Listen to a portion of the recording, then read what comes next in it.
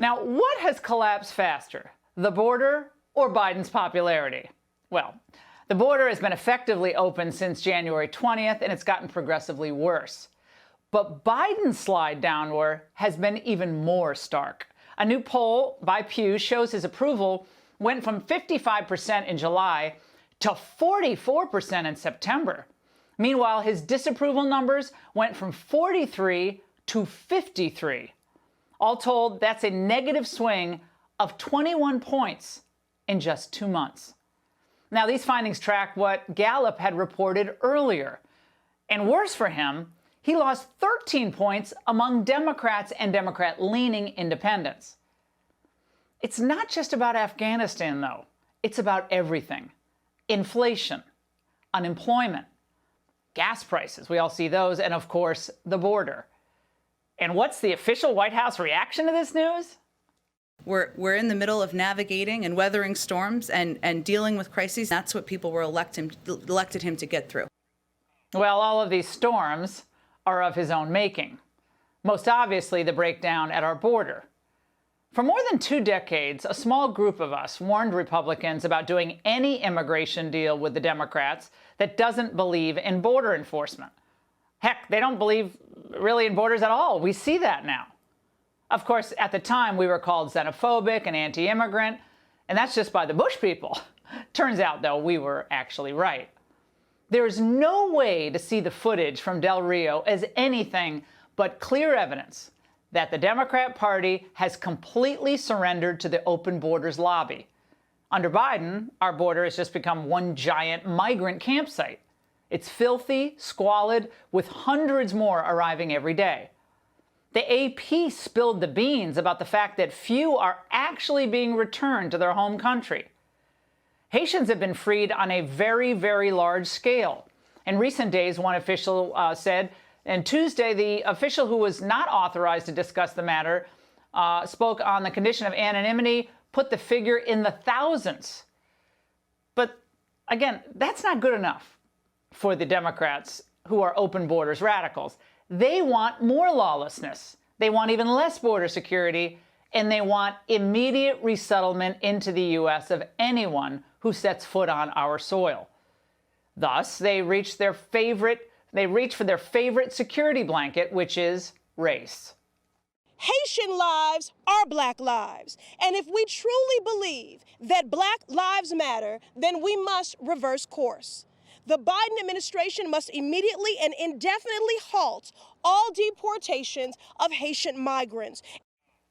Welcome to the BLM-ification of the border. She's effectively saying that skin color should trump U.S. immigration law. Now, by that logic, does that mean any Black or brown-skinned person should be sent to the front of the line for legal immigration processes too? I bet they'd say yes. And if there's a race angle to play, you can always count on Al Sharpton to throw accelerant on the fire. His latest target, border agents patrolling the tough terrain on horseback. Because, of course, if you're on horseback near a river and you're using reins, you're automatically a racist. We went for an Del Rio hour is not a racist city. Del Rio is a loving, caring community. We don't want your racism in Texas. Get out of here. Nobody wants to hear your racist nonsense in Del Rio. You're a racist. Nobody wants you in Texas. Nobody wants you in Texas. Why are you not a voice for the children that have gone missing at the border? Where are your voices? Show our voices and our presence. Well, remember, the majority of the border agents happen to be Hispanic. They've been using horses at the border for decades. Now, Sharpton's presence and the squad squawking, that's a gift to Biden. Why? Because it's an opportunity for him to tack to the middle. Yeah, but of course he squandered it. Because Biden had the chance to distance himself from the open borders radicals in his party. He had a chance to stand up for the rule of law and American sovereignty. But instead, he hid from the press and sent Psaki out to embarrass herself once again. The secretary also conveyed to civil rights leaders earlier this morning that we would no longer be using horses in Del Rio. So that is a policy change that has been made in response. This is just completely pathetic. We have female migrants being raped by the cartels, children's lives being endangered during the treks. We have major healthcare issues being exacerbated. All the while, the American people are left on the hook for billions to deal with. And horses are their focus? Incompetence mixed with radicalism is a very dangerous combination. It's so bad in Texas right now that the White House itself doesn't seem to even know what its own policy is. How is Border Patrol determining right now who actually gets to stay in and get processed and who gets expelled under Title 42? The determination of who can be expelled or not is determined by a number of factors, including the makeup of the specific family unit. Some people with kids who are younger than a certain age are not accepted back in certain countries. Each is made on a case-by-case basis. Another determining factor is detention capacity, both within ICE and CPB. Or when capacity issues and processing backlogs arise, they may be processed via an alternate means. What? This is gobbledygook. In other words, send a message to the world that I'm not Trump, we love migrants. That's essentially what she's saying. A lot of factors come into play. Migrants come in record numbers. They overwhelm the system. Then, because the system is overwhelmed, they release the migrants, be they Haitians or Hondurans. They release them into the country. Everybody knows this game. The cartels know it. The migrants and the Democrats themselves know the game.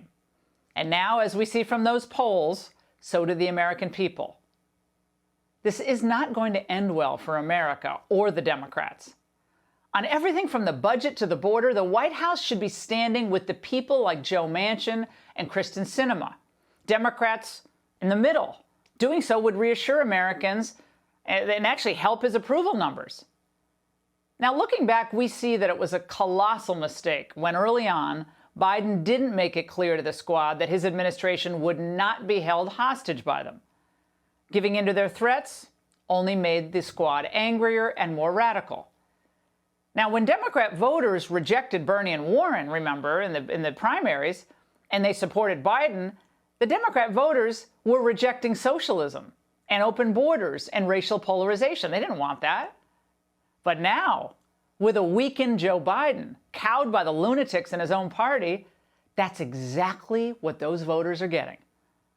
And by refusing to change course, Biden just looks limp and weak and fanatical at the same time, if that's possible.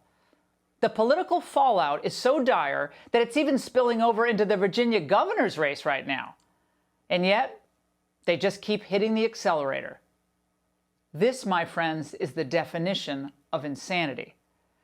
Ron Klain, Biden's chief of staff, seems to think that placating the press, though, is what will ultimately save them. But the press, they seem just as miserable and unsatisfied as everyone else is. These are images that are traumatizing Haitian Americans that he promised to treat respectfully and with humanity. Why isn't the president telling people himself these images that people say look like slavery are wrong? Me as president, I as president, condemn them. How is he not doing that? Why is he not doing that? She just sits there and kind of takes it. Well, look, they're certainly not looking out for the American people, not the press corps. So keep catering to the wrong people, Joe, and soon Build Back Better will be just replaced by how low can he go? And that's the angle. I'm Steve Doocy. I'm Brian Kilmeade. And I'm Ainsley Earhart. And click here to subscribe to the Fox News YouTube page to catch our hottest interviews and most compelling analysis.